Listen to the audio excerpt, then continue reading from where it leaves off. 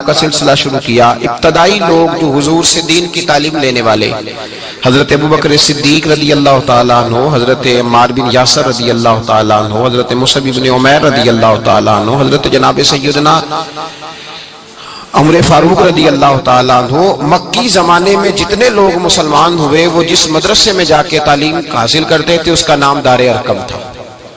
وہاں بیٹھ کر وہ دین کی تعلیم لیتے تھے، دار ارقم اس کو کہا جاتا تھا۔ اس کے اندر نبی پاک صلی اللہ علیہ وسلم نے ایک ماحول بنایا، اگرچہ چھپ کے لوگ آتے تھے، لوگوں کی نظروں سے چھپ کے آتے تھے، لیکن وہاں آتے تھے اور آ کے پڑھا کرتے تھے۔ دار ارقم کے بعد جب معاملات آگے بڑھے اور سید عالم صلی اللہ تعالی علیہ وسلم نے پسند فرمایا کہ ماحول کو بڑھایا جائے، تو حضور تھوڑا باہر نکلے، پھر حالات کشیدگی کی طرف بڑھے۔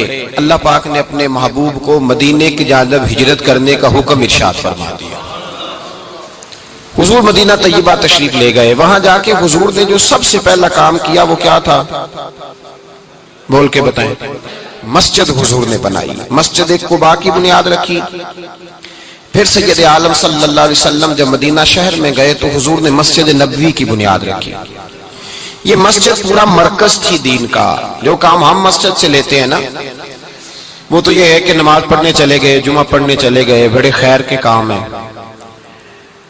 ہاں، اگر کبھی قسم اٹھانی ہوئی، کسی کو کہنا ہوا قسم اٹھا، تو پھر چلے گئے، یہ بھی ایک رواج ہے۔ صحابہ کرام نے مسجد سے جو کام لیا وہ یہ تھا کہ انہوں نے اپنی نجی زندگی سے لے کر قومی زندگی تک، اپنے ذاتی معاملات سے لے کر معاشرتی معاملات تک سارے کے سارے مسجد کے ساتھ جوڑ دیے۔ نبی پاک صلی اللہ علیہ وسلم ان کی ذاتی باتیں بھی مسجد میں بیٹھ کے انہیں بتاتے تھے، قومی، معاشرتی، عالمی باتوں کے بارے میں بھی حضور مسجد میں بیٹھ کر ارشاد فرماتے۔ سیاست میں ناپاکی اس وقت آئی ہے جب سیاست مسجد سے نکل گئی ہے۔ سیاست مسجد سے، بولیے، اب کدھر گئی ہے؟ اللہ جانے کہاں کہاں گھوم رہی ہے، کیا حال ہو گیا ہے۔ اقبال کہتے ہیں کہ جلال بادشاہی ہو یا جمہوری تماشا ہو، جدا ہو دین سیاست سے تو رہ جاتی ہے چنگیزی۔ ہلاکو خان یا چنگیز پیدا ہوتے ہیں جب دین اور سیاست کو الگ الگ کیا جاتا ہے۔ سارے کام مسجد میں ہوتے تھے۔ حضور صلی اللہ علیہ وسلم نے محسوس کیا کہ کچھ لوگ تو آتے تھے ضروریات کا علم سیکھنے۔ طالب العلم فریضۃ علی کل مسلم، ضروریات کا علم سیکھنا ہر مسلمان پر فرض ہے۔ وضو، غسل، پاکی، پلیدی، نماز، حج فرض ہو جائے تو حج، زکوٰۃ فرض ہو تو زکوٰۃ کے مسئلے سیکھنے فرض ہو گئے، شادی کرتا ہے تو نکاح، طلاق، حیض و نفاس کی باتیں سیکھنی ضروری ہو گئی۔ یہ تو ہر مسلمان پر، ایک ایک کل دین کا سیکھنا وہ فرض کفایہ ہے کہ پورے شہر میں سے 2-1 لوگ بھی سیکھ لیں تو سب کی طرف سے وہ فرض ادا ہو گیا۔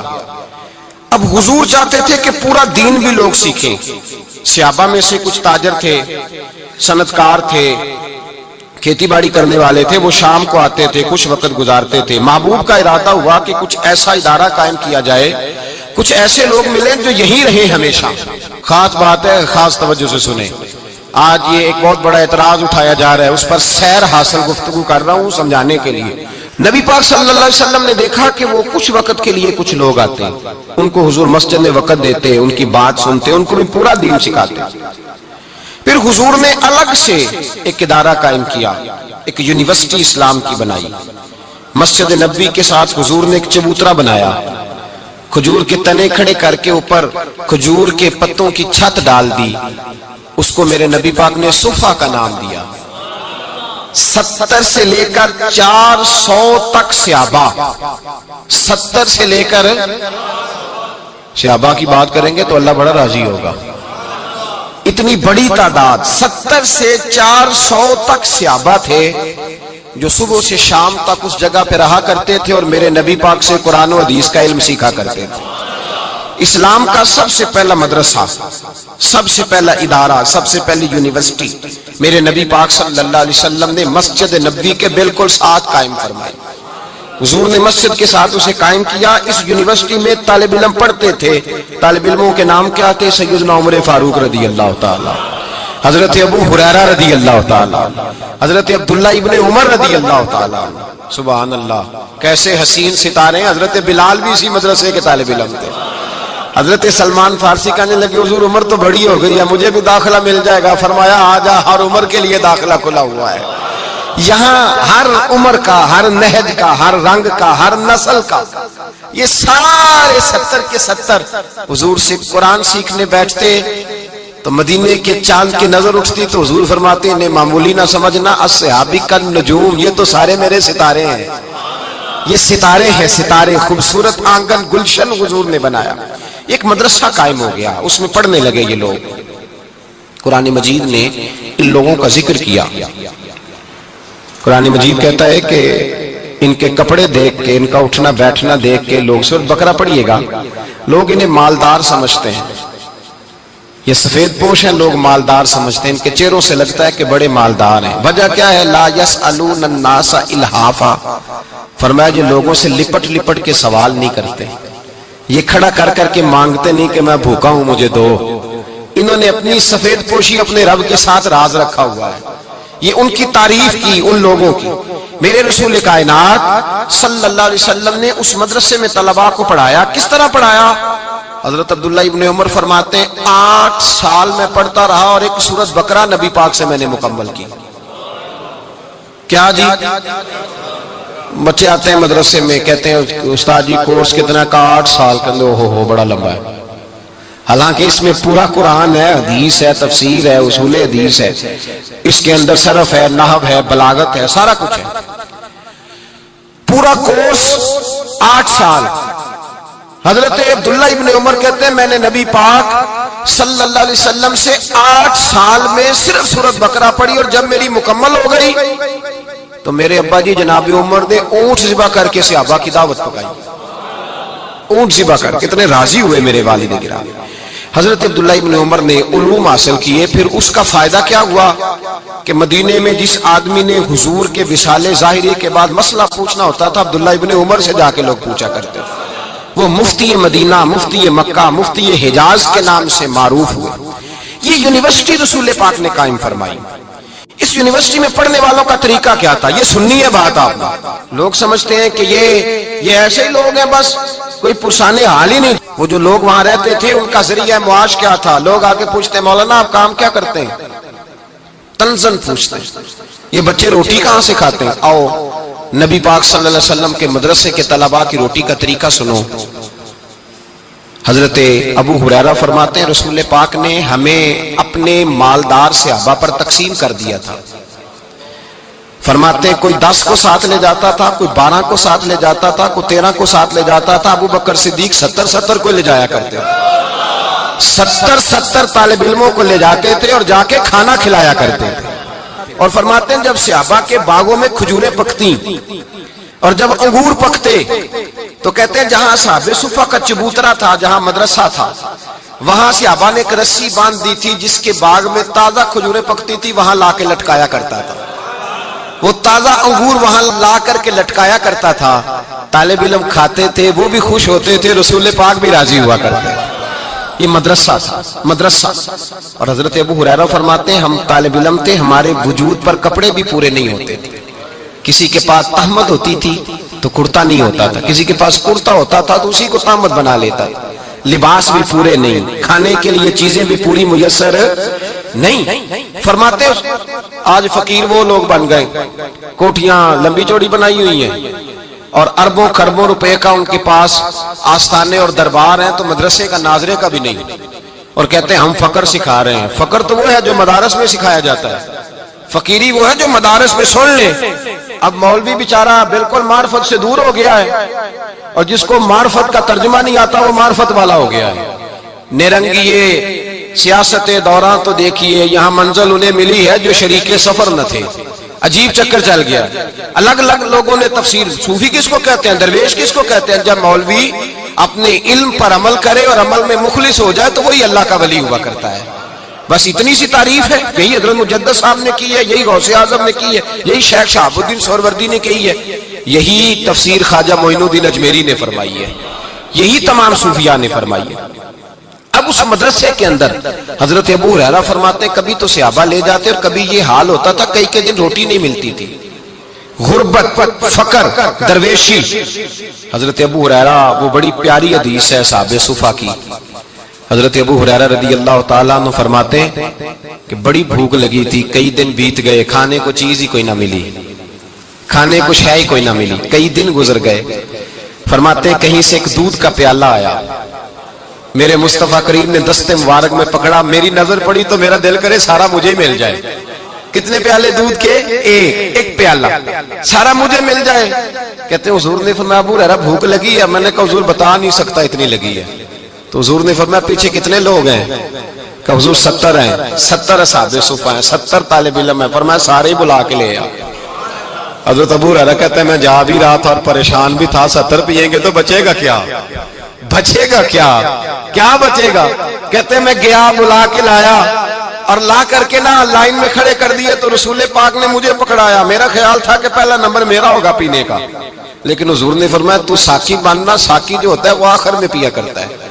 تو اس طرح کر کے شروع ہو جا، وہاں سے پلانا شروع کر. حضرت ابو ہریرہ کہتے ہیں پہلے کو میں نے دیا، وہ جب پیتا جاتا تو میری نظر دودھ پہ تھی، وہ پیتا جا رہا تھا، میری نگاہ دودھ پہ تھی، کتنا رہ گیا، کتنا کم ہو گیا.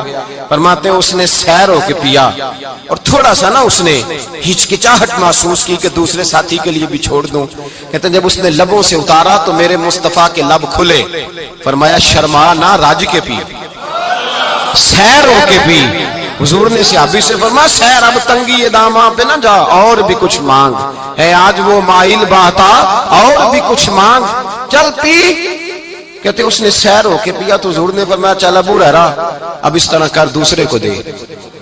حضرت ابو ہریرہ فرماتے انہوں نے بھی پیا تو ہج کی چاہ کے نہ تھوڑا پی کے چھوڑا. حضور نے فرمایا ڈر نہ، کھول کے پی، کھل کے پی. یہ آستانہ نور کی خیرات ہے، یہ کام نہیں ہوا کرتی. یہ رسول اللہ صلی اللہ علیہ وسلم کا دیا ہوا تبرک ہے، اس کے اندر کمی نہیں ہوتی. فرماتے ہیں ایک نے پیا، 2 نے پیا، 70 نے پیا. فرماتے ہیں جب میری باری آئی تو حضور نے فرمایا پی ہو چکا. میرے دل میں تو خیال تھا نا پہلے ملے گا، تو دیر ہو گئی انتظار کرتے، 70 بندوں کی لائن ہو تو مشکل تو ہو ہی جاتا ہے. فرماتے ہیں اب جب میں نے پیا تو میرے مصطفیٰ نے کہا چل ابو ہریرہ تھوڑا اور پی لے. فرماتے اور پیا، میں نے سیر ہو کے پیا، رج کی پیا تو حضور نے چل تھوڑا اور پی لے. فرماتے ہیں اور پیا تو حضور نے فرمایا چل یار فکر نہ کر، اور پی لے، تھوڑا سا پی لے اور پی لے. اے ساقی تیری خیر، تیرے میں کدے کی خیر، اے ساقی تیری خیر، تیرے میں کدے کی خیر. ایسی پلا کہ جس کا نشہ عمر بھر رہے. کہتے ہیں کہ نہ انکار کری اج ساقی، اج موسم بڑا سہانا، مستی دا ہن می برسا دے، نہیں پیاس دا کوئی ٹھکانا. تیرے کول شراب پرانی تے ساڈا درد بھی بڑا پرانا. آزم ہس ہس ٹال نہ سانو، اسی پیتےوں باج نہیں جانا. کہا اور پیو اور پیو. کہتے ہیں کھول کے پیا. جب میں سیر ہو گیا نا تو میں نے کہا یا رسول اللہ اب تو میرا پیٹ باہر آ گیا ہے، اب نہیں میں پی سکتا. تو مصطفیٰ کریم نے فرمایا لا پھر میں پیتا ہوں. 71ویں نمبر پہ میرے رسول نے پیا. ہمارے شیخ استاد جب حدیث پڑھایا کرتے تھے نا، فرماتے تھے یہ تو ساری دنیا بیان کرتی ہے، ساری دنیا کے ایک دودھ کا پیالہ 70-71 نے پیا. اور یہ بھی بیان کیا کرو کہ 2 جہاں کے سردار ہیں اور 70 غلاموں کا جھوٹا پی رہے ہیں. یہ بھی بیان کیا کرو. مصطفیٰ کی یہ عاجزی بھی بیان کیا کہ 70 کا جھوٹا حضور نے پیا اور امت کو درس دیا، درس دیا میرے مصطفیٰ نے کہ میرے مومن کے جھوٹے میں اللہ نے شفا رکھی ہوئی ہے. یہ شفا ہے، حضور کا فرمان ہے. اصحاب صفا کہتے ہیں کہ 70 کو ایک پیالہ، اس رنگ میں ہم نے تعلیم حاصل کی. اور جب تعلیم حاصل کر چکے تو پھر میرے نبی نے ڈیوٹی لگائی. فرمایا بلیغوا انی ولو آیا، اب میدان میں نکلو، ایک ایک آیت لو اور نکل جاؤ. پھر مدارس قائم ہوئے. حضرت معاذ بن جبل اگر آ کے دمشق بیٹھتے تھے تو وہاں رسول اللہ کی حدیثوں کا درس دیتے تھے. حضرت مولا علی اس مدرسے سے فارغ التحصیل تھے، وہ کوفے گئے تو وہاں انہوں نے مدرسہ قائم کیا. جہاں صحابی وہ صحابہ جہاں بیٹھتے تھے نا، جو بیٹھا ہوتا تھا وہ یونیورسٹی ہوتا تھا، جو بیٹھا ہوتا تھا وہ یونیورسٹی تھا، ادارہ تھا. وہ چلتے پھرتے لوگ ادارے بن گئے. اس ادارے کا فیض آگے بڑھا. تابعین کا زمانہ آیا تو سب سے پہلا نمبر حضرت امام اعظم ابو حنیفہ کا تھا. اس مدرسے میں پڑھنے والے امام ابو مالک جیسے لوگ تیار ہوئے، امام محمد جیسے لوگ خوش اچین ہوئے.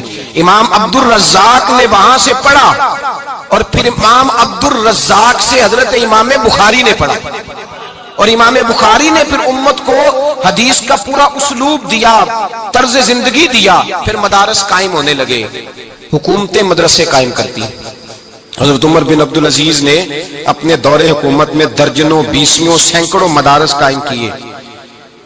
عالم کی تنخواہ اتنی تھی جتنی صوبے کے گورنر کی ہوتی ہے۔ کہ نہیں ہے تھوڑے گورنر کی تنخواہ پتا جی؟ گورنر ہاؤس نہیں بندہ پیدل پھر سکتا، تنخواہ تو دور رہ گئی۔ تو مولوی کے حجرے کے اندر اگر لائٹ نہیں لگ جائے تو سارا محلہ پوچھنے آ جاتا ہے کہ تھو لوا لیجیے، تو بتی لوا لی۔ اتنا بڑا کام کر لیا، گورنر ہاؤس پیدل۔ حضرت عمر بن عبدالعزیز رحمت اللہ تعالی علیہ نے گورنر اور خطیب کی تنخواہ ایک برابر کی۔ لوگوں نے کہا حضور یہ کیا ہے؟ فرمایا وہ دنیا داری چلاتا ہے، یہ رسول اللہ کا دین پڑھاتا ہے، یہ نبی پاک کے رنگ سے لوگوں کو آگاہ کرتا ہے، یہ حضور کے جلوے دکھاتا ہے۔ اس کی باتیں سنتے سنتے سنتے سنتے دل نور والا بنتا ہے اور رسول اللہ کے جلوے نظر آنے شروع ہو جاتے ہیں۔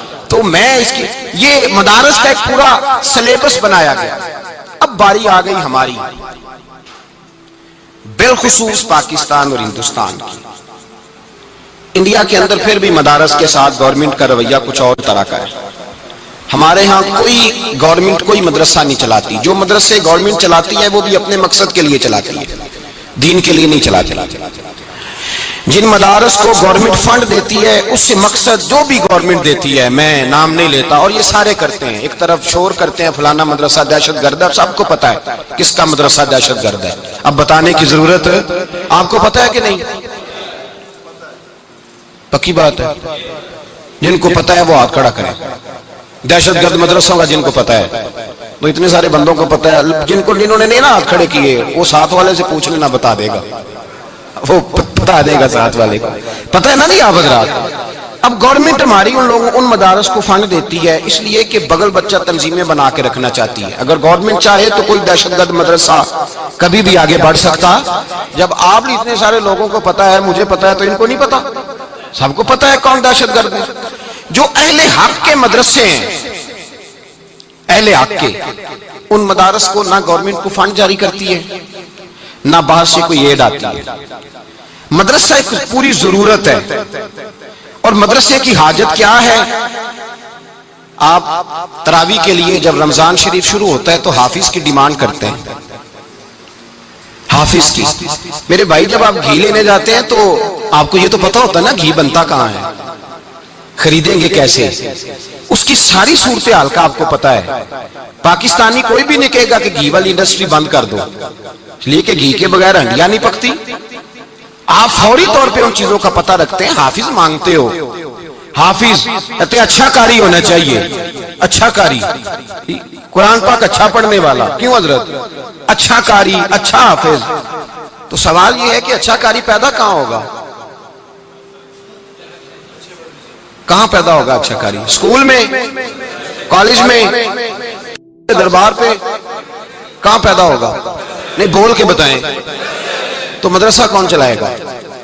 مدرسے کے ساتھ تو رویہ یہ ہے کہ لوگ زکوٰۃ کے پیسے دینے آتے ہیں مدارس میں، زکوٰۃ کے، اور اس پر بھی ان کا خیال یہ ہوتا ہے کہ جمعے والے دن 10 دفعہ اعلان کیا جائے کہ ہم نے مدرسے کو زکوٰۃ دی ہے۔ حالانکہ زکوٰۃ تو اس آدمی کی نیکی ہے جو آپ سے وصول کر رہا ہے۔ آپ پڑھیں اٹھا کے بزرگوں کو، اس پر بھی 10 دفعہ 20 دفعہ 100 دفعہ لوگ سوچتے ہیں، اور پھر جا کر کے لوگ اس طرف توجہ کرتے ہیں۔ مدارس اسلامیہ ذبح حالی کا شکار ہے۔ آپ کو عالم کی ضرورت ہے۔ مجھے بتلائیے، بچے کی پیدائش سے لے کر کان میں اذان دینے سے لے کر جنازے تک ڈیوٹی کون سا انجام دیتا ہے؟ اور جب حالات بگڑ جاتے ہیں، مسائل بن جاتے ہیں، میں 3 دفعہ طلاق کہہ بیٹھا ہوں، میں یہ کر بیٹھا ہوں، ادھر ہو گیا ہوں، تو مسائل کون بتاتا ہے؟ تو عالم کہاں پیدا ہوگا؟ اگر وہ انڈسٹری بند کر دی جائے جہاں عالم نے پیدا ہونا ہے، اس کے ساتھ ہمارا تعلق ہی کوئی نہ رہے، تو علماء کیسے پیدا ہوں گے؟ قاری کیسے پیدا ہوں گے؟ حفاظ کیسے پیدا ہوں گے؟ جب آپ کسی چیز کی تشکیل میں دلچسپی نہیں رکھتے۔ اور یاد رکھیں، حافظ پیدا ہوں گے، قاری پیدا ہوں گے تو لفظ محفوظ رہیں گے، عالم پیدا ہوں گے تو قرآن کے معنی محفوظ رہیں گے، اور اللہ نے یہ ذریعہ بنایا ہے ان کی حفاظت کا۔ علماء بڑی ضروریات ہوتی ہیں میرے بھائی، بڑی ضروریات ہوتی ہیں. ایک عالم کی کتاب اس زمانے میں اتنی مہنگی ہے کہ کتاب تک پہنچنا مشکل ہو گیا. میں نے پہلے بھی بات عرض کی تھی, میں نے ایک حدیث فتاوی رضویہ سے ایک دفعہ جمعے میں سنائی. میرے پاس کچھ لوگ آئے, کہنے لگے مولانا یہ حدیث آپ نے سنائی ہے, ہمارے مولوی صاحب کو تو 25 سال ہو گئے خطبہ دیتے, کبھی نہیں سنائی انہوں نے, تو ان کو بھی چاہیے نا پڑھیں اور سنائیں. میں نے کہا مولانا کی تنخواہ کتنی؟ کہنے لگے 8,000 روپیہ. تو میں نے کہا جس کتاب سے میں نے حدیث سنائی ہے وہ کتاب ہی 14,000 کی آتی ہے, تو مولوی کہاں سے سنائے آپ کو؟ وہ بچوں کی روٹی پوری کریں یا آپ کو حدیث سنائے؟ یہ ابھی تراویحوں کا مسئلہ ہو رہا نا, صبح شام اعلان ہوتے ہیں علماء کی خدمت کرو, اور پھر دعویٰ ہوتا ہے 25,000 روپیہ دیا ہم نے مولوی صاحب کو. وہ میرے بھائی تو کپڑے تو لینے جا بازار کیا, اور مدارس کے طلباء کی کیا. پہلے تو مجھے شکوہ یہ ہے, اتنا سوتیلا مذہب ہے کہ کوئی آدمی اپنا ذہین اور پڑھا لکھا بچہ مدرسے لے کے نہیں آتا, لاتا ہی نہیں. جو بالکل سمجھتے ہیں نہ کام کر سکے گا نہ یہ اسکول پڑھے گا, اس کو مدرسہ میں لا کے داخل کراتے ہیں. اور پھر پرسان حال کوئی نہیں مدارس اسلامیہ کا, کوئی پوچھنے والا نہیں. اور مدرسوں کے محتمم ان کا تو اللہ بھلا کرے, وہ ویسے ہی مدرسہ بنا کے فارغ ہوتے ہیں, بچے سے انہیں کوئی دلچسپی نہیں, الا ماشاءاللہ ان کو دلچسپی اس چودھری سے ہے جو مدرسے کے ساتھ تعاون کرے گا. سب کی بات نہیں کرتا. بچوں کا ان کے شعور کو کس نے بیدار کرنا ہے, ان کو آگے کس نے لے کے جانا ہے. کبھی کبھی مدرسوں کا کھانا چیک کیا کریں جا کے, کبھی چیک کریں کسی مدرسے میں لنگر کیا پکتا ہے, آپ کے ہوش اڑ جائیں گے, ہوش اڑ جاتے ہیں. ہم مدرسے میں پڑھا کرتے تھے تو ایک دن بچوں کو شرارت سوجھی. اس وقت جو شرارتیں ہوتی ہیں وہ بڑی زبردست ہوتی ہیں, بلکہ وہ نئی ایجاد ہوتی ہیں طالب علمی کے زمانے میں. تو دال کھاتے کھاتے, میں تو ویسے بھی مدرسے میں امتحان کے دنوں میں رہا کرتا تھا, ابا جی کہتے تھے کہ گھر میں آ کے کھانا کھانا ہے, اس مدرسے میں پڑھنا جہاں بندہ شام کو آ جائے. کچھ عرصے رہنا پڑا مدرسے میں, تو وہ دال جو تھی نا وہ دال نہیں ملتی تھی پر دال پکی ہوتی تھی. اس دال میں دال, پتہ نہیں آپ کو سمجھ آئی ہے بات کی کہ نہیں, دال میں سے دال میسر. اور کئی دفعہ ایسے ہوتا تھا کہ سویرے سحری کا وقت ہوتا تھا یا ناشتے کا وقت ہوتا تھا, تو استاد کہتے تھے نہ پانی پا کے ابالی ہے تو پھر خراب نہیں ہوتی. تو اب وہ ان کا حکمت تھی سمجھانے کی, تو ہم بھی اس حکمت کو سمجھ جاتے تھے. پانی ڈال کے ابال لیتے تھے تو وہ بالکل ہی دال ختم ہو جاتی تھی, پتہ نہیں کیا بچتا تھا. تو محتمم صاحب جو تھے پرنسپل صاحب, وہ آئے صبح وزٹ کرنے ناشتے کے وقت, تو بچوں نے بحث چھیڑ دی, علمی بحث. ایک علمی بحث ہونے لگی. کچھ بچے کہنے لگے جائز ہے, کچھ کہنے لگے ناجائز ہے. وہ جائز ہے ناجائز ہے, جائز ہے ناجائز ہے, بحث ہو رہی. استاد جی کھڑے ہو گئے, انہوں نے کہا مجھ سے پوچھ لو بیٹے کیا جائز اور کیا ناجائز ہے. تو جس نے یہ شرارت تیار کی تھی نا وہ کھڑا ہو گیا, جس نے تیار کی تھی اور سنانا چاہ رہا تھا. وہ کہنے لگا استاد جی ہمارے درمیان بحث چھڑ گئی ہے کہ جو ہمارے مدرسے میں دال پکتی ہے اس سے وضو جائز ہے کہ ناجائز ہے. تو یہ بحث چھڑ گئی ہے, مسئلہ حل نہیں ہو رہا, تو آپ ذرا ہمیں وضاحت کر کے بتا دیں جائز ہے کہ ناجائز ہے. تو استاد فرمانے لگے بڑے نالائق ہو, کل انشاءاللہ تعالی جو دال پکے گی وہ اچھی پکے گی. مجھے سمجھ آ گئی ہے تم کیا بتانا چاہ رہے ہو. یہ حال ہے مدارس اسلامیہ کا کہ وہاں کا کھانا آپ جا کے دیکھ کے تو حال کوئی نہیں, بچوں کے رہن سہن کے معاملات گڑبڑ. تو آپ جب سب سے بڑا, گورنمنٹ تو سرپرستی نہیں کر رہی, اور ضرورت کتنی ہے. میں ذمہ داری سے بات کہہ رہا ہوں, میں خود غلام ہوں ایک آستانے کا, میں خود نوکر ہوں, لیکن میرے بھائی دین کو جب بھی ضرورت پڑی ہے نا, 1000 تنقید کریں, علماء میں آپ 1000 خامیاں تلاش کریں, لیکن آج بھی دین پر جب کڑا وقت آتا ہے, جب حکومتیں سیاستدان ظالم دین کے خلاف بات کرتے ہیں, تو جو طبقہ سب سے پہلے بولتا ہے وہ علماء کا طبقہ ہے.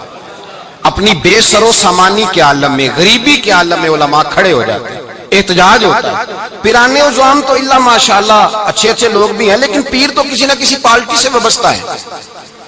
بڑے بڑے پیرانے عظام تو کسی نہ کسی پارٹی میں ہے, کوئی پیپلز پارٹی میں ہے, کوئی نون لیگ میں ہے, کوئی تحریک میں ہے, کوئی کسی میں ہے, کوئی کسی میں ہے. وہ تو سارے مست ہیں, ان کا تو معاملہ ہی نہیں, وہ تو ادھر آتے ہی نہیں. وہ تو کہتے ہیں مولوی کو کیا پتا ہوتا ہے, ہم نے کوئی معرفت یاد کر لی, اللہ جانے وہ کس بلا کا نام معرفت رکھا ہوا ہے. میرے بھائی یاد رکھیں, مدارس اسلامیہ اور قرآن, آپ مارکیٹ میں چلے جائیں, کوئی ہماری حکومت نے پریس نہیں لگایا ہوا, کوئی پریس نہیں کہ یہاں دینی کتابیں چھپیں گی, یہ دین کے لیے ہم کام کر رہے ہیں, کوئی شے نہیں. آپ بازار میں جا کے کہیں کہ مجھے دین کے فلانے موضوع پہ کتاب چاہیے, ایک نہیں آپ کو درجنوں کتابیں ملیں گی. اور جب آپ کتاب کھول کے دیکھیں گے تو پتہ چلے گا اس نے لکھی ہے جو کسی مدرسے کے حجرے میں بیٹھا کرتا تھا. جو کسی مسجد کے حجرے میں بیٹھا تھا اسی نے پروف ریڈنگ کی, اسی نے کام کیا. کتابیں بھی مدرسے لکھتے ہیں, حافظ بھی مدرسے پیدا کرتے ہیں, دین کے بارے میں اگر کوئی پراپوگنڈا ہوتا ہے تو اس کا جواب بھی. اور ایک جج صاحب کے میں نے یہ ریمارک سنے, ایک مولانا پہ کیس ہو گیا, یہ سپیکر اب اللہ خیر کرے مولوی صاحب ایک ہمارے دوست ہیں, تو وہ کہتے ہیں لاؤڈ سپیکر پہ غلطی سے دو چار جملے جمعے کے میں کہہ بیٹھا, مجھے اندازہ ہی نہیں تھا کہ باندھنی ہوا, خود بیان کرتے ہیں. تو کیس ہو گیا, لے گئے پولیس والے پکڑ کے, کہتے ہیں جب میں جا رہا تھا نا تو میری مسجد کی کمیٹی والے کہنے لگے حضرت جی فکر نہ کیجئے گا, نمازیں ہم پڑھ لیں گے, اب نمازوں کی فکر نہیں کرنی, انشاءاللہ ہم آئیں گے آپ کے پیچھے. یہ ظلم کی حد ہے. اور اب وہ کیس ہو گیا تو جب عدالت میں گئے تو کہتے ہیں جج صاحب کے ریمارکس کیا تھے. جج صاحب کہنے لگے اس پولیس آفیسر سے, اور تو تمہارے ہتھے کوئی نہیں چڑھتا, یہ مسکین مولوی جو کانپ رہا ہے تمہارے سامنے, شرم کا مارا کہ میں پولیس کی گاڑی میں بیٹھا ہوں گا تو لوگ پتہ نہیں کیا سمجھیں گے, کس جرم میں جا رہا ہے, کیا لوگ سمجھیں گے, اللہ جانے کیا کیا سوچیں. اس جج کے ریمارکس تھے. وہ کہنے لگا یہ علماء شور کرتے ہیں تو دنیا بچی ہوئی ہے, اگر یہ علماء اپنی مساجد میں محفل میں جلسوں میں شور نہ کرو, تم تو گلیوں میں ننگے ہو کے پھرنا شروع کر دو, جو تمہارا حال ہو گیا. یہ تو بیچارہ ایک طبقہ ہے, اور ہمارے ملک میں بہت سارے گناہ کرنے کو تیار ہے حکمران, لیکن مدارس اسلامیہ اسلام کے قلعے بنے ہوئے ہیں, ان مدارس کے لوگ کھڑے ہو جاتے ہیں. ہاں کچھ طبقہ دہشت گردوں کا ہے لیکن سارے نہیں, وہ تو آٹے میں نمک کے برابر ہے, ایک جھٹکے میں ختم ہو سکتے ہیں. اہل حق کی کثرت ہے, جب بھی حکمران کو زیادتی کرتے ہیں تو مدارس کے لوگ میدان میں نکلتے ہیں, اور علماء نے اپنی ذاتی حیثیتوں سے مدرسے قائم کیے, ہمت کر کے جدوجہد کر کے. یقین کریں مانگنا مشکل ہو جاتا ہے. زندگی میں 2-3 لوگوں سے مجھے کہنے کا موقع ملا, 2-3 لوگوں سے مجھے ذاتی طور پہ مدرسے کے لیے کہنے کا موقع ملا, ورنہ میں ذاتی طور پہ نہیں کہتا. اس کے بعد ہی توبہ کر لی. ایک صاحب سے میں نے کہا کہ مدرسے کے ساتھ کچھ تعاون کریں, تو کہنے لگا مجھے کسی نے کہا کہ آپ جائیں, ان کا کہنا ہے کہ وہ آئیں گے تو میں کچھ کروں گا. میں چلا گیا, میں نے اس کو جا کے کہا کہ یار مدرسے کے ساتھ کچھ تعاون کرو. کہنے لگا مولانا میرا پیسہ 1 نمبر نہیں ہے, 1 2 3 نمبر ہے, تو میں نے ویسے رکھا ہوا ہے آپ کے لیے تو میں دے دوں گا, ویسے 1 2 3 نمبر ہے. میں اس شخص کی شکل دیکھی اور میں اپنے وجود میں سوچنے لگا کہ یار اس نے کس طرح کا رویہ اختیار کیا, کس طرح کا رویہ اختیار. ایک صاحب 1 سال مدرسے میں پیسے دینے آئے تو مجھے کہنے لگے میں ہر سال آیا کروں گا. اگلا سال آیا تو حالات ہر سال کشیدہ نظر آتے ہیں ہمیں. میں نے اس کو ٹیلی فون کیا کہ صاحب آپ نے کہا تھا میں ہر سال آؤں گا. کہنے لگے مجھے دکھ ہوا ہے. کسی اور ساتھی کو کہنے لگے مجھے دکھ ہوا ہے, وہ تو مجھے شرمندہ کر رہے ہیں.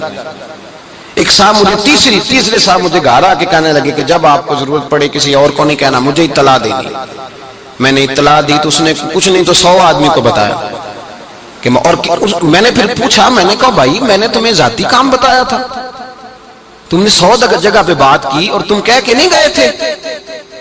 نہیں وہ تو ایسے میں نے کہا تھا. آپ یقین کریں رسوائی کا عالم ہے, ایسے تلخ حالات میں ہم وقت گزارتے ہیں, اور ہمارے مدارس کے بچے اس طرح زندگی بسر کرتے ہیں. اور ہم خود ان صحبتوں سے گزر کے آئے ہیں, ہم نے وہ رنگ دیکھا ہے کہ ہمارے استاد گرامی نے تفسیر روح البیان کا ترجمہ کیا تو چھاپنے کے لیے پیسے نہیں تھے, انہوں نے اپنے گھر کی 4 پائیاں بیچ ڈالی, اضافی برتن نکال کے بیچ ڈالے. ایک بیٹی کا جہیز بنا کے رکھا تھا, کہنے لگے بیٹے تیری شادی میں سال ہے, اگر تو اجازت دے تو میں بیچ لوں, میری عمر بھر کی کمائی ہے, میں چاہتا ہوں میری زندگی میں چھپ جائے. اس قدر دکھ اور تکلیف اور آزمائش کے ساتھ علماء گجرانوالہ میں ہمارے ایک دوست مولانا تھے, ان کا بیٹا بڑا اچھا پڑھتا تھا, لاہور میں بڑا صحیح چل رہا تھا, صحیح سمت چل رہا تھا. اچانک اس بچے نے چھوڑ دیا, کہنے لگا میں نے نہیں پڑھنا. اور ہم لوگوں نے نا علماء کے لیے حکم لگایا کہ تم نے درویش رہنا ہے, تم نے نام سے یہ کہنا ہے کہ میں نے موٹر سائیکل پہ گاڑی پہ بیٹھنا, خبردار تمہارا حق نہیں ہے, نہ تم نے اچھے کپڑے پہننے, تمہارا حق نہیں, نہ ہمیں یہ پتا چلے کہ تم اچھے گھر میں بیٹھو, تمہارا نہیں حق. یہ نمائندے ہیں, یہ رسول اللہ کے جانشین ہیں, یہ ہے جن کے بارے میں نبی پاک صلی اللہ علیہ وسلم نے فرمایا جس نے عالم کی زیارت کی سمجھے میں نے اپنے رسول کا دیدار کیا ہے. یہ ہے جن کے بارے میں حضور نے فرمایا جس نے عالم کو سہارا دیا سمجھے میں نے اپنے رسول کی بارگاہ میں حاضری دی ہے. یہ ہے جن کے یہ کنز المال میں حدیث میں لفظ دکھاؤں گا, نبی پاک نے فرمایا جس نے کسی عالم کی صحبت اختیار کی وہ سمجھ لے میں نے اپنے نبی کی سنگت اختیار کی ہے, اور فرمایا جو میری سنگت میں بیٹھا سمجھے میں رب کی بارگاہ میں بیٹھا ہوا ہوں. اتنا بڑا اس آدمی کا درجہ ہے. جس کو کھڑا کر کے پوچھا جاتا ہے کہ وہ تو گاڑی میں بیٹھا ہوا تھا تو بتا گاڑی کہاں سے آئی. مولوی صاحب کو تو بالکل ان کو اجازت نہیں ہے. اور ایسی عجیب. و مولانا مجھے ٹیلی فون کرنے لگے, کہنے لگے میرا بیٹا آپ سے بڑا متاثر ہے, آپ کا بڑا حیا کرتا ہے, مدرسہ چھوڑ گیا ہے, لائق بچہ, A1 ذہن اور A1 تعلیم اس بچے کی, آپ سمجھائیں. میں ملنے گیا, میں نے جا کے کہا بیٹے آپ اتنا اچھا پڑھ رہے تھے چھوڑ کیوں گئے؟ کہنے لگے نہیں میں نے دوست سے بات کر لیا, میں کوریا جا رہا ہوں. میں نے کہا بیٹے دین پڑھو, اس میں بڑی برکت ہے. کہنے لگے چھوڑ دیں آپ.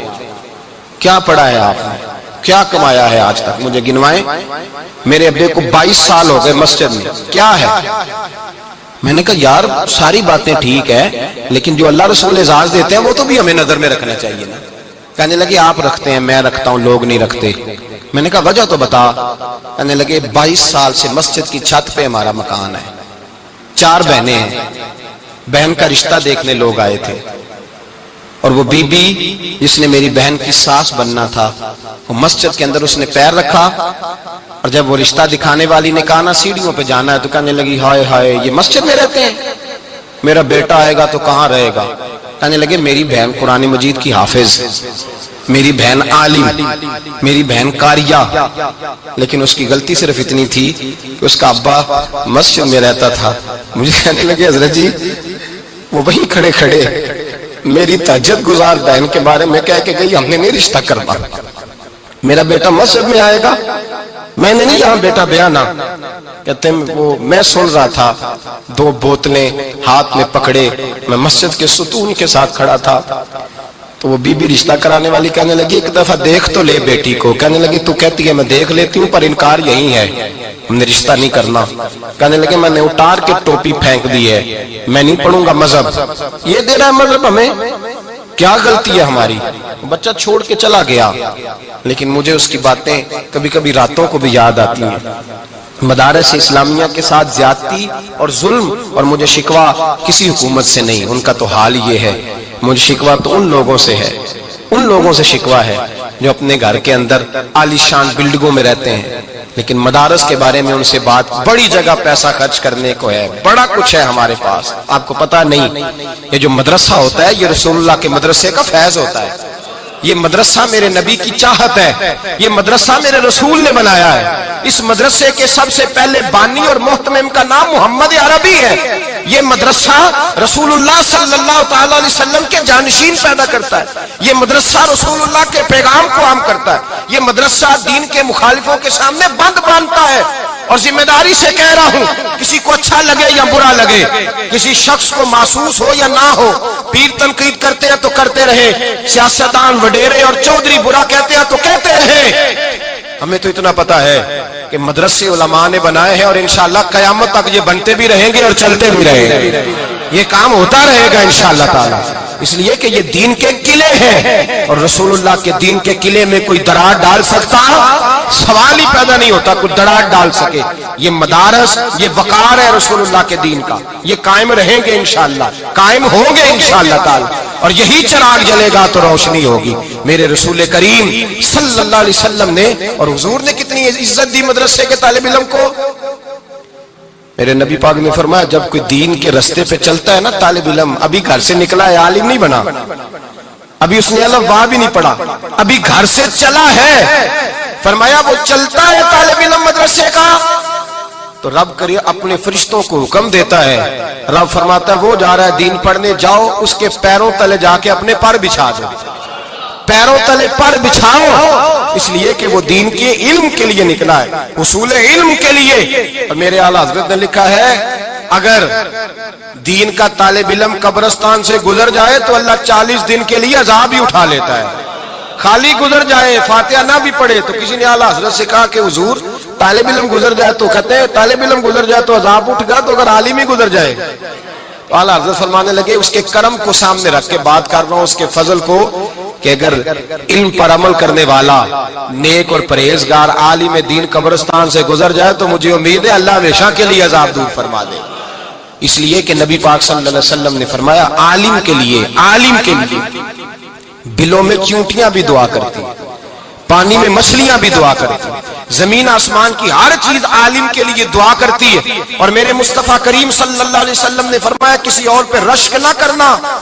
اگر رشک کرنا، فخر کرنا، بڑے فخر سے اونچا ہاتھ کر کے کبھی نام لینا تو اس عالم دین کا نام لینا جسے اللہ نے قرآن و سنت کا علم دیا ہے. وہ سویرے بھی پیغام دیتا ہے، شام بھی دین کا پیغام دیتا ہے. جو صبح شام قرآن کی تعلیم دے اس پہ فخر کرو، کہا کرو واہ جی واہ کیا بات ہے. ہمارے ہاں کیا ہوتا ہے، کہتے اس کا تو بورڈ پہ نام آ گیا تو فلاں ہو گیا. تنقید ہوتی ہے، طنز ہوتی ہے. حضور نے فرمایا اپنے علماء، اور یہ بخاری مسلم ہے، فرمایا دو آدمیوں پر رشک کرو. ایک اس سخی پر جسے اللہ نے مال دیا ہو صبح شام خرچ کرے، ایک اس عالم پر جسے اللہ نے قرآن کا نور دیا ہو صبح بھی درس دے شام بھی درس دے. تو فخر والے لوگ، مدارس قلعے ہیں دین کی، یہ قائم رہیں گے تو انشاءاللہ دین پھلے پھولے گا. محمود غزنوی کا نام سنا ہے؟ محمود غزنوی کہتے ہیں کہ میرے دل کے اندر نہ 3 سوال ہمیشہ رہتے تھے. 3 سوال. اس میں کوئی شک نہیں کہ مدارس کے اندر کچھ حالات خراب ہیں، سکولوں میں حالات صحیح ہیں، بولیں یونیورسٹیوں میں نشے نہیں بکتے، کالجوں کے اندر تباہیاں نہیں اتری ہوئی، تو بند کیوں نہیں کر دیا آپ نے یونیورسٹیاں؟ کالجز کیوں نہیں بند کر دیے؟ مدارس کی بات آتی ہے تو کہتے ہیں فلانی جگہ نقص واقع مدرسہ بند کر دو. کیوں بند کر دیں بھائی؟ جب کسی جگہ کوئی بیماری آتی ہے تو اس کا علاج ہوتا ہے، وہ حصہ کاٹ کے نہیں پھینکا جاتا. اگر کہیں قباحتیں ہیں تو قباحتیں صحیح کی جائیں، وہاں یہ نہیں ہوگا کہ ادارے بند کر دیے جائیں. محمود غزنوی بادشاہ تھے. محمود غزنوی کہتے ہیں میرے دل میں 3 شک پیدا ہو گئے، اور یہ شک جب پیدا ہو جاتا ہے تو بندے کو بڑا نقصان کرتا ہے، بے سکون بے قرار کرتا ہے. محمود غزنوی کہتے ہیں مجھے شک ہو گیا 3 باتوں کا. ایک یہ شک ہو گیا کہ واقعی میرا باپ سبکتگین ہے یا کوئی اور ہے. ایک یہ شک پیدا ہو گیا کہ قیامت قائم ہوگی بھی یا ایسی باتیں بنی ہوئی معاذ اللہ. ایک یہ شک پیدا ہو گیا کہ یہ جو مولوی حدیث بیان کرتے ہیں کہ علماء انبیاء کے وارث ہیں، پھٹے پرانے کپڑے ہیں، 4 بندے جانتے نہیں، رہنے کو اس کے پاس مکان نہیں، اور یہ حضور کا وارث ہے. یہ لگتا ہے مولویوں نے حدیث گھڑ لی ہے، خود بنا لی ہے. کہتے میرے دل میں 3 شک رہتے تھے. ایک رات میں سفر کے لیے نکلا تو میں ہندوستان کی گلی سے گزر رہا تھا، تو مدرسے کا ایک طالب علم سبق یاد کر رہا تھا، اور حال اس کا یہ تھا کہ ایک ہندو کھتری کی دکان تھی، اس دکان کے اندر دیا جل رہا تھا، تو چھوٹا سا روشن دان تھا، تو وہاں سے روشنی چھن چھن کے باہر آتی تھی. باہر روشنی ایک لاٹ ایک شعاع باہر نکلتی. وہ طالب علم کیا کرتا، جب سبق بھول جاتا نا تو اس روشنی کے سامنے آ کے کرتا، روشنی کے سامنے آ کر کرتا، عبارت دیکھتا، پھر بیٹھ کے یاد کرنا شروع کر دیتا. خوددار تھا. اب تو مجھے بڑا شکوہ ہے مدرسے والوں سے، بچوں کو بھکاری بنا دیا ہے، ختموں پہ بھیج کے تباہی اتار دی. شکایت ہے مجھے یا رب خدا بندان نے مکتب سے سبق شاہی ہے بچوں کو دے رہے ہیں خاک بازی کا، کوئی ضرورت نہیں، ان کو خودداری سکھاؤ. اور میں اپنے مدرسے کے بچوں کو یہ کہا کرتا ہوں، میں کہتا ہوں بیٹے سر اٹھا کے جیو گے تو اللہ تمہیں ہمیشہ سر اٹھانے کی توفیق دے گا، اگر ہاتھ پھیلاؤ گے تو ساری زندگی پھیلے رہے گا. وقار کے ساتھ جینا سیکھو، انقلاب آ جائے گا. عام دام برسر مطلب وہ بچہ وہاں شعاع میں جا کے سبق دیکھتا، پھر بیٹھ کے یاد کرنے لگتا، پھر بھولتا تو وہاں چلا جاتا. محمود غزنوی کہتے ہیں میری نظر پڑی، اس کے علم کا شوق دیکھ کر میں حیرت میں کھو گیا، مجھے بڑا اچھا لگا. کہتے ہیں میں نے بچے کو بلایا، میں نے کہا بڑا شوق ہے؟ کہنے لگا جی بڑا. تو میں نے کہا روشنی کوئی نہیں؟ کہنے لگے گھر غریب ہے، وہاں تو تیل نہیں، اور مدرسہ بھی غریب ہے. استاد صاحب کہتے ہیں دن کو تو روشنی ملے گی، رات کو نہیں ملے گی، 1 آدھ گھنٹہ شام میں چراغ ملتا ہے، رات کو نہیں. تو مجھے یہ پتا چلا تھا یہاں روشنی ہے تو میں روز رات یہاں آ جاتا ہوں. محمود غزنوی بڑے خوش ہوئے. بڑی ساری لالٹین تھی، اس بچے کو دی، کہنے لگے بیٹے رکھ لو، اور اس آدمی کی میں نے ڈیوٹی لگا دی ہے، جب بھی تیل ختم ہو تم آنا، یہ تمہیں دے گا. بچے نے لالٹین پکڑی اور محمود کی طرف دیکھا تو بس 2 جملے، جزاک اللہ خیرہ، اللہ تجھے بہتر جزا عطا کرے. یہ کہہ کے وہ بچہ چلا گیا. محمود کہتے ہیں پتہ نہیں اتنا سکون دل کو کبھی نہیں ہوا جتنا آج ہوا ہے. اتنی ٹھنڈک پہنچی، 2 جملے، کوئی تعریف نہیں کی، کوئی قصیدہ نہیں پڑھا، اندر میرے سکون آ گیا. کہتے ہیں میں قربان جاؤں، رات کو جا کر میں بستر پہ لیٹا، دل کی آنکھیں بند، سر کی آنکھیں بند ہوئی تو دل کی کھل گئی، مجھے مدینے والے محبوب کا دیدار نصیب ہو گیا. حضور میری خواب میں آئے، جلوے مہکنے لگے، خوشبوئیں بکھرنے لگی، حالات بدلنے لگے. اور کہتے ہیں نبی پاک نے ایک جملہ کہا اور میرے 3 سوالوں کے جواب دے دیے. حضور نے فرمایا او سبکتگین کے بیٹے، آج تو نے میرے ایک وارث کی خدمت کی ہے، میں قیامت کے دن تیری سفارش کروں گا۔ فرماتے ہیں مجھے مسئلے کی سمجھ آ گئی کہ میرا باپ سبکتگین ہے، قیامت قائم ہوگی اور علماء واقعہ انبیاء کے وارث ہیں۔ محمود کہا کرتے تھے کہ میں سمجھ گیا ہوں اتنا رب مدرسے کی طرف توجہ کرنے سے راضی ہوتا ہے، اور فرماتے ہیں میں سمجھ گیا ہوں۔ آج تو لوگ کہتے ہیں نا جس طرح کا مرضی نعت کا ہے اسے نعت سنو، مدینے چلے جائیں گے۔ مدینے والے کہتے ہیں تو مدارس سے پیار کر، ہم تجھے مدینے بلائیں گے بھی، دیدار کرائیں گے۔ یہ جلوے ملتے، مدارس کو مضبوط کریں۔ علم سے مقابلہ ہے معاشرے میں، اور ہماری جماعت میں بالخصوص مدارس کا فقدان ہے۔ میں یہ نہیں کہہ رہا کمی ہے، فقدان ہے۔ دور دور تک علماء نہیں ملتے۔ مدارس کے اندر خاطر خواہ سہولیات ہونی چاہیے۔ قرآن و سنت پڑھنے والوں کو تو زیادہ سہولیات ملنی چاہیے۔ لوگ اپنی جان پر ظلم کر کے بچوں کو اسکول کالج میں مشقت کر کے 18 گھنٹے نوکری کر کے پڑھاتے ہیں، لیکن مدرسے کی جانب توجہ نہیں کرتے۔ مدارس قلعے ہیں، ان کو کبھی دہشت گرد کہہ کے بدنام کیا جاتا ہے، کبھی خشک ملا کہہ کے بدنام کیا جاتا ہے، کبھی کہا جاتا ہے کہ یہ بوجھ ہے، معاذ اللہ تعالیٰ معاشرے پہ بند ہو جانے چاہیے۔ ایک صاحب میرے پاس آئے، آپ پڑھے ہوئے کتنا ہے؟ میں نے کہا میرے پاس ڈگری ہے درسیات کی۔ نہیں آپ پڑھے کتنا ہے؟ میں نے کہا جو دین کا ڈگری لے کے آتا ہے، اس کے پاس سند ہوتی ہے، اس سے آپ کیا پوچھنا چاہتے ہیں کہ نہیں اسکول کتنا پڑھے ہوئے ہیں؟ میں نے کہا آپ کتنا پڑھے؟ میں نے بی اے کیا ہوا ہے۔ میں نے کہا ادھر آئیں بیٹھے، آپ نے بی اے کیا ہوا نا، تو میں اپنے مدرسے کا ایک طالب علم جس کو پہلا سال ہے اس کو بٹھاتا ہوں آپ کے ساتھ، جو پہلا سال ہے، 8ویں سال والا نہیں، تو 2-4 باتیں آپ سے کرے گا، اور اردو ادب کی، عربی ادب کی 2-4 باتیں تو آپ ڈسکس تو کر کے دیکھیں۔ ایک عالم دین اس نے مکمل درسیات کا کورس پڑھا ہوا ہے، اس سے لوگ کھڑا کر کے پوچھتے آپ کی تعلیم کتنی ہے؟ حد ہو گئی بھائی۔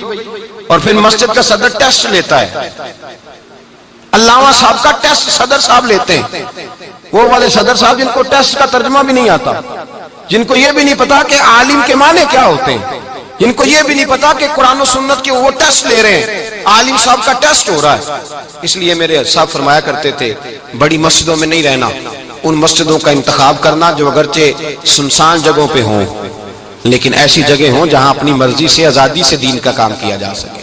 ایسی جگہ نہ ہو جہاں 36 جگہ پہ بریک لگانی پڑے اور پوچھنا پڑے کہ جناب یہ کر لوں، یہ ہو جائے، یہ کیسے ہے، یہ ویسے ہے۔ دین کا کام اللہ سے ڈر کے ہوتا ہے، اس میں شک نہیں، لیکن عالم اگر عالم ربانی ہو، اور پھر بات یہ ہے میرے بھائی کہ ہمیں یہ بھی تو دیکھنا چاہیے نا کہ علماء کو ہم دے کیا رہے ہیں، مدارس کے ساتھ ہمارا رشتہ کس قسم کا، تعلق کس قسم کا۔ تو مدارس کو مضبوط کریں۔